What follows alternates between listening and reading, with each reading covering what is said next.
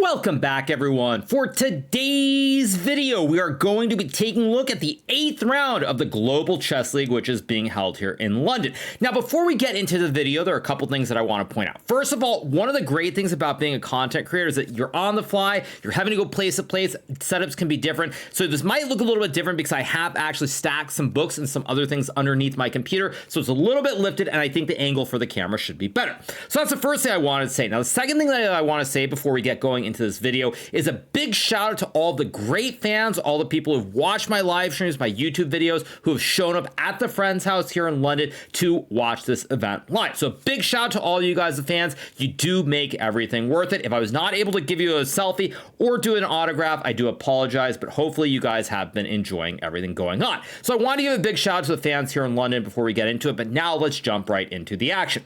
So today is the 8th round. We're in the second half of the tournament. Everybody has played each other at least once already. And we have the second matchup between myself and, of course, the icon, the 5-time world chess champion, Magnus Carlsen. Now, in our first game, Magnus playing with the white pieces and I had the black pieces. It was a very exciting thriller in Manila. The game, or thriller in London, I should say. The game ended in a draw, but the fans definitely got to see some exciting action. So, second time we're playing here. This time I have the white pieces, and I decide to play the move 1b3. Now, those of you guys who have watched me play over the years, you're probably familiar with the fact that b3 is one of the openings that I played when I first started out streaming. Frankly, it's an opening that I've played a lot over my career. Now, unfortunately, due to the changes in chess with more technology, more opening courses, these days 1b3 and 1 knight f3 are simply not the surprises that they once were.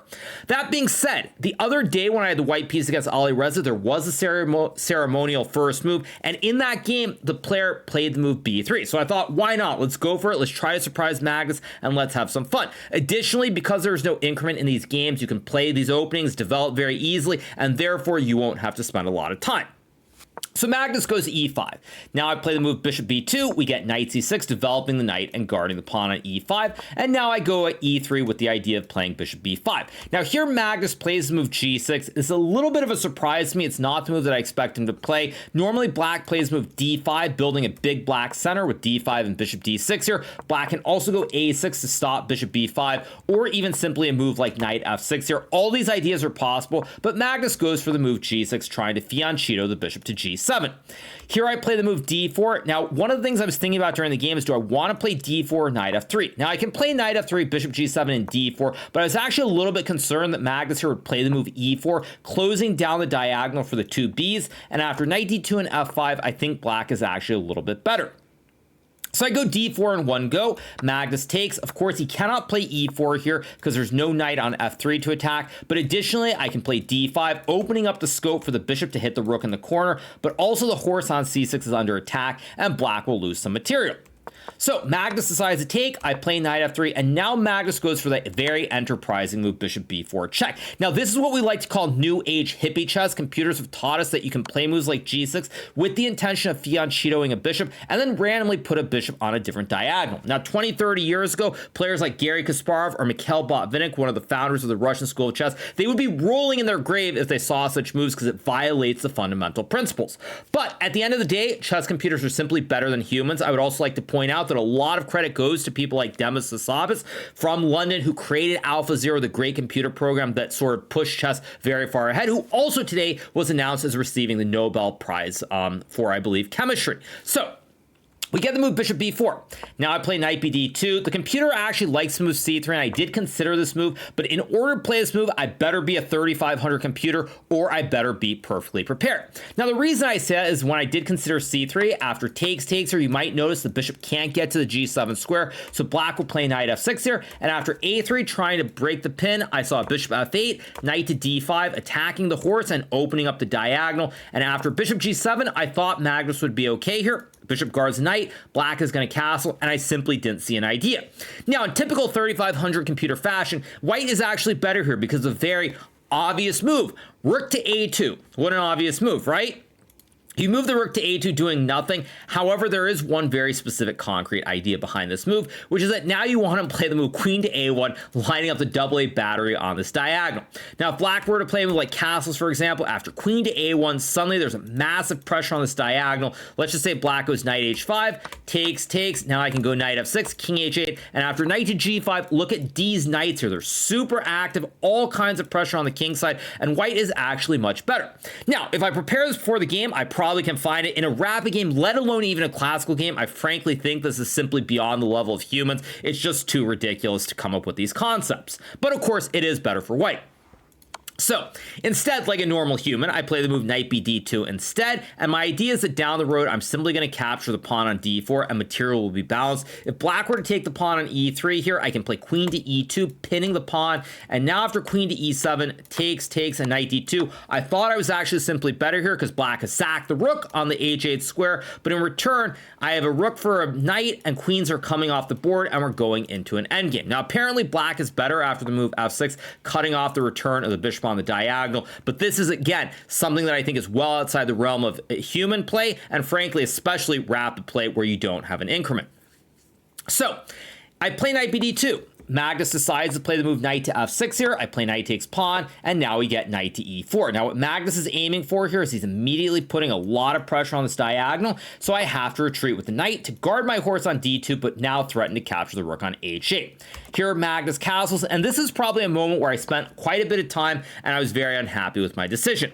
Now, it's ironic that at least the engine on my computer says queen c1 is best, but during the game, I thought I should have played this move c4 here, and the reasoning is quite simple. It makes it so it's very hard for black to play d5 without me being able to play something like a3. Let's just say takes, bishop e7, takes, and now after queen c2, I'm threatening to line up the battery again. I have bishop c4, and with the b's and the queen here, it looks very dangerous for black.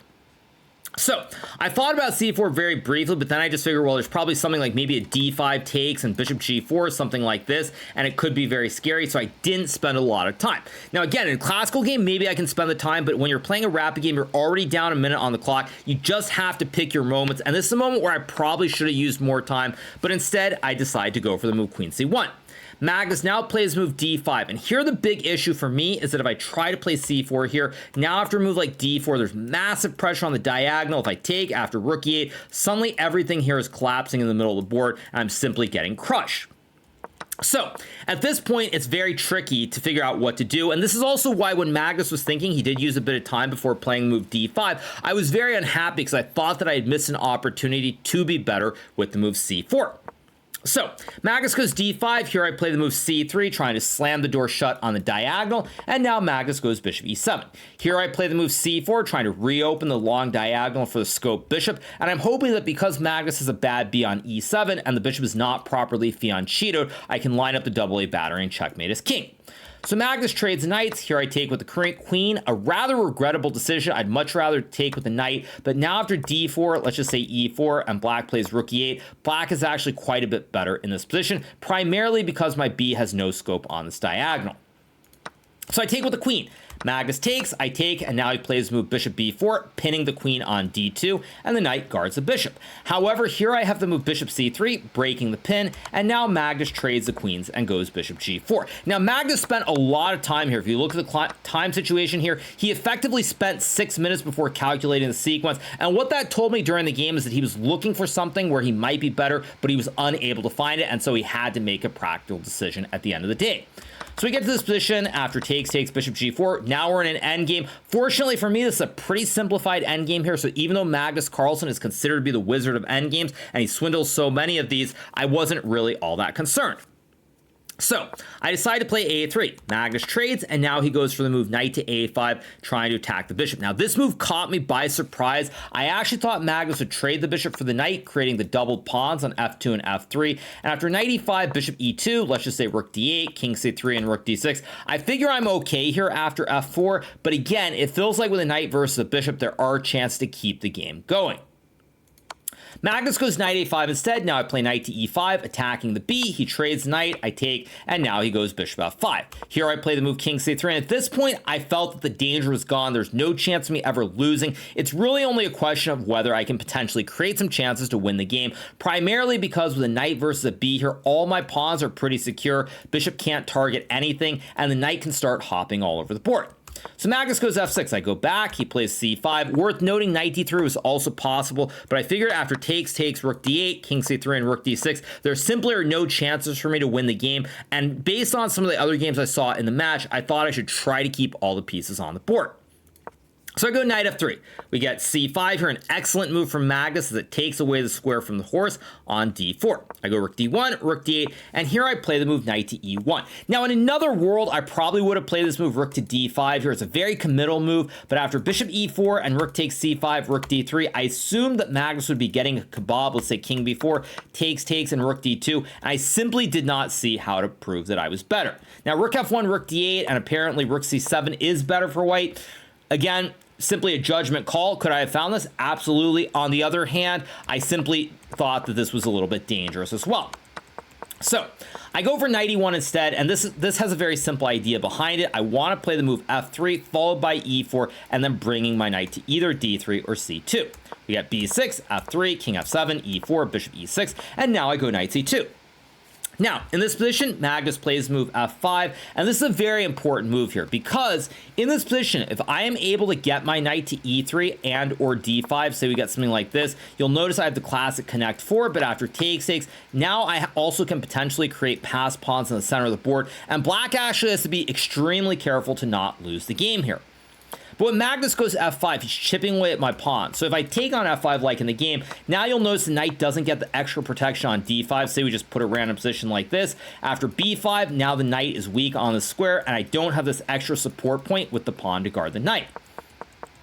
But as much as I'd like to keep the pawn at e4, if I play knight to e3, I think after takes, and king f6 with ideas like king to e5, computer says it's still okay for white, but it's getting kind of dangerous. The pawn on e4 is weak. There's an open f file for black to put the rooks on, and it's starting to spin a little bit out of control. So I take, Magnus takes, and now I play the move f4, an important move here to fix the pawn on a light square. Also down the road, after takes, and let's get this position with g3. Now all these pawns on the king side are on the opposite color of the bishop, so the bishop can't touch anything. Additionally, I can potentially create a bastion if I can get the knight to f3 to either e5 or g5 here. So after g3, Magnus goes rook h8, and here I play the move knight to e1, and he goes king e7. Now Magnus could have tried h4 here, but after knight f3, takes, king e7, rook e3, and king f6. Probably after knight g5, bishop c8, and now rook d3. I have ideas like rook d6, and the game should end in a draw by repetition after black cuts me off each time from entering. So instead, Magnus goes king e7, I play knight f3, he goes rook d8 here, and now I play the move rook e3. Now at this point already, I could have traded the rooks to make a draw, but I decide let's keep it going a bit more. So I go rook e3, he goes king f6, and now I realize that at this point, rook d3 is probably the best decision. I could play rook e1 here to stop any infiltration on the file, but even here after bishop f7, I simply have no way to make any progress. So I go rook d3, and now Magnus trades the rooks, and I think it was at this point after king d3 that I actually offered Magnus a draw because I simply thought there was no way to make progress, but true to Magnus' style, he keeps playing because there also is no risk of him losing the game. So he goes here, I go king c3, a6, a4, trying to stop b5, king d6, and now I play a very, very important move here, which is knight to h4. Now this is a very tricky position because, for example, if I play knight g5, after bishop d7, king b3, black can now go b5, and after takes, suddenly the king is infiltrating d5, d4, e4. Let's say we get this position. Maybe it's still a draw after knight to h7, but it's very, very tricky here, and if anybody can win, it will be black. So I play knight h4 instead, and the idea is quite simple. I want to tie this bishop down to the pawn. So if black goes bishop d7, and I go king b3 here, b5 is never an option here, because now I can trade all the pawns off and take the pawn on f5, and now I probably win the game. So if black can't use the bishop to play b5, then I'll have to bring the king over. And if black tries to bring the king over, just to illustrate the point, I guess it's going to transpose the game anyway. He goes king e6 here to guard the pawn, still trying to go to d5. Now I can play knight g2, and the idea is simply that I want to put the knight on e3, where it will always pressure the pawn on f5, but it will also cover this entry square on d5 as well. Magnus goes back, I play knight e3, and at this point the game is basically a draw here. Black cannot make progress. To set up one more point, in this position after king c6, I play the move h3 here, and the reasoning behind this move is that now if black goes b5, I'll trade off all the pawns, and after takes, I think g4 is enough to draw the game. I actually considered this during the game. I saw this line with takes, f5, attacking the bishop here. If black moves the bishop back, I can simply trade all the pawns off, and sooner or later, I'm going to be able to sack this knight for the pawn, and the game is going to be a draw.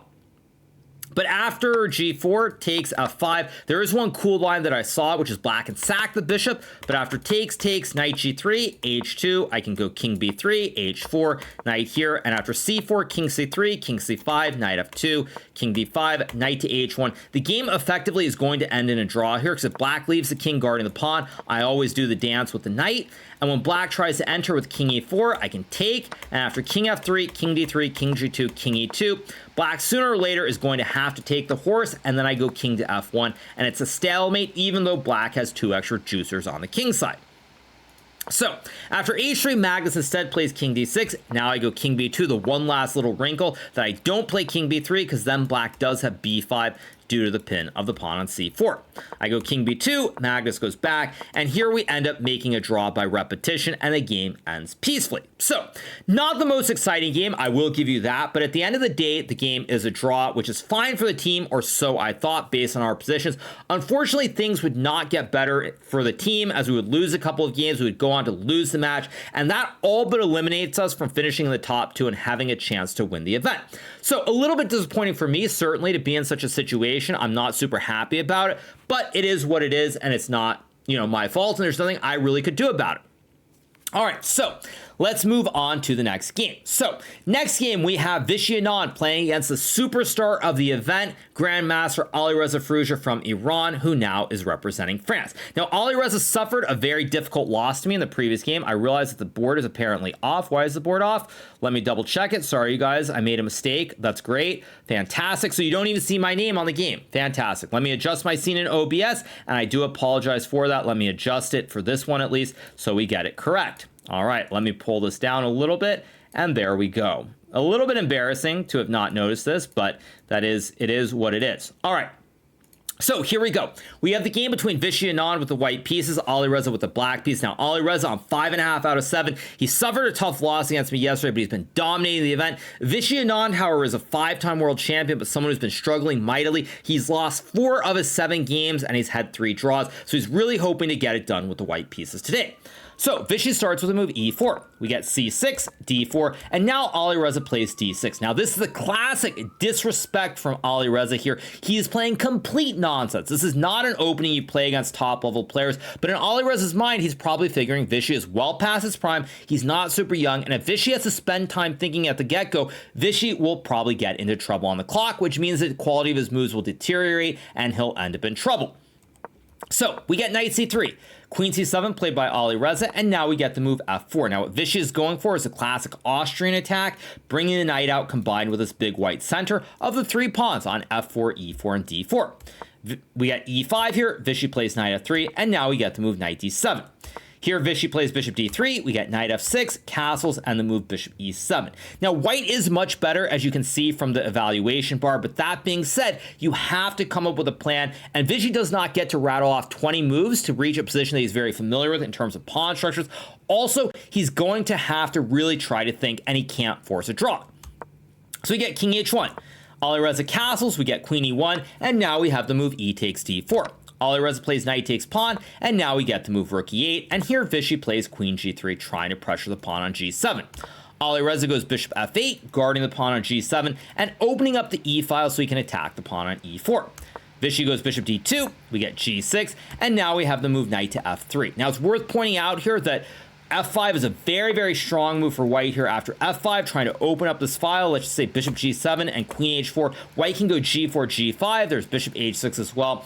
And white is simply much better, if not outright winning from a technical standpoint. So we get knight to f3. Alireza plays bishop g7, and now we get the move rook a e1, and here we have the move b5. Now Alireza is a little bit behind in development here. You see the bishop on c8, the rook on a8, which are underdeveloped. Vishy has perfect development, rooks on e1 and f1, looking to push p in the center of the board here, and Alireza is trying to generate some counterplay with b5 to maybe fianchetto the bishop or distract this knight on c3, which guards the pawn on e4. We get to move a3 here from Vishy. Alireza goes a5, and now we get to move queen h4. Alireza plays b4, we get takes, knight to d1, and now the move bishop a6. Now you'll notice here that Vishy has been a little bit too slow. He's been trying to improve his position instead of just going all in for the big attack. And I frankly think this is simply a symptom of Vishy trying to avoid going to complications if he can help it. Because once Alireza gets this open A file, and now the light square Bs are coming off the board, black is actually completely fine. And on top of that, Alireza is slowly but surely building a time advantage. So Vishy trades. We get to move e5 here, trying to open up the center of the board. And from Vishy's standpoint, he's trying to create some clarity and see if he can play moves quickly. Unfortunately, after pawn takes pawn here, white has no attack on the king side. And if anybody is better here, it's going to be black. We get takes. Now we have takes. And here Vishy trades and goes for queen takes b4. Now, is white losing or anything? No, material is still even. However, black has a slightly better pawn structure on the king side. There's also ideas like rook a1 or knight to e4. And again, Vishy will have to show great defense if he is going to save this game. Alireza goes rook a1, and on top of that, actually I should add, look at the time situation. Alireza's moves are simply way too easy here, and Vishy is in a lot of trouble. So we get the move rook to e1, Alireza goes queen h5, pressuring the horse on d1, and now we get this move knight to f2, which is simply a blunder. That being said, as you'll notice, if you look at this time usage, let's just go back for a second. 8:58 here when Vishy plays e5, all the way down now to 2 minutes and 41 seconds, and Alireza's moves have basically been played instantly, and it's clear that this is going horribly, horribly wrong for Anand. So we got queen h5. Knight f2 is played here. Computer actually wants knight c3, and after takes, at least in this position, black cannot infiltrate with the queen to e2 or d1 as the knight covers the two squares. However, after knight to f2, Alireza trades, and now after queen to e2, suddenly there are all kinds of threats. There's the obvious threat of queen to f1, creating the classic ice skater checkmate. The king cannot move forward, and the game ends on the spot. The bishop and the knight are also in a very precarious situation. Both of them are being targeted. This, of course, is also a classic mini right triangle. So what Vishy should have played here was a move h3 or maybe even h4, and after queen takes c2 here, black is simply up a pawn on the king side. White's king is very weak here, whereas black's fianchettoed bishop right around the king simply provides a perfect shelter. So Alireza probably wins this game anyway, but when Vishy plays move knight to h3, the game is simply ending instantly as Alireza plays bishop to f8, attacking the queen on b4. Queen is stuck, having to guard this bishop on e1. We get to move queen to d2, and now after queen to f1 check, knight g1, and bishop c5, Vishy Anand resigns the game here as he's going to lose this knight on g1. I guess you can probably save it for a few more moves without getting mated, although computer says mate in 28. If you play a move like h3, queen g1 is simply a checkmate. If you play a move like bishop f2, I take, and again, queen g1 is unstoppable unless you do a Botez gambit, but here black is an extra queen, and the game will end in a couple of moves.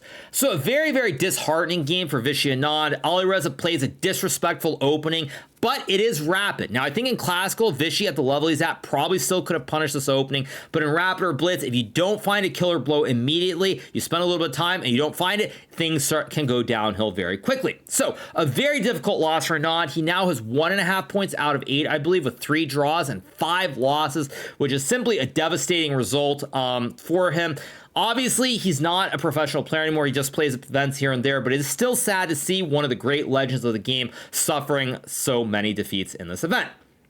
For Alireza, on the other hand, he continues to steamroll everybody. He now has 6.5 points out of 8. Other than his one loss to me, he has simply been playing sublime chess. Tomorrow, I believe, is the big matchup that everybody's been waiting for. The rematch between Magnus and Alireza. We'll see if Magnus can turn it around and finally beat Alireza and shut him down. But it's been a phenomenal result for Alireza and his team in this event, and he just keeps on rolling along. And it really is great to see the juniors coming up in both Rapid and Blitz, but also in Classical. Now, one last point that I want to make is that it appears to me right now, at least in my opinion, Alireza is clearly the best of the juniors in Rapid and Blitz, but I would say that in Classical, I think Arjun and Gukesh are better than he is. So we could have this schism if you look 5-6 years down the road where you have one player or some of the Indians dominating Classical and Alireza dominating Rapid and Blitz, but it's going to be a very exciting future nonetheless. All right, so on that note, I apologize for a little bit of scuffness at the start, not having the name displaying correctly. I do apologize for that, but I think you guys still understood the analysis, or at least as much as you can, and I hope you guys enjoyed this video. If you're not already subscribed to the channel, make sure that you smash that subscribe button below, and we'll be back with a recap after I play in the 9th round of the Global Chess League tomorrow. So I hope you guys enjoy it. Have a great rest of your evening. Last but not least, big shout out to all the fans here in London. I'll see you guys very soon. Have a good one. Bye.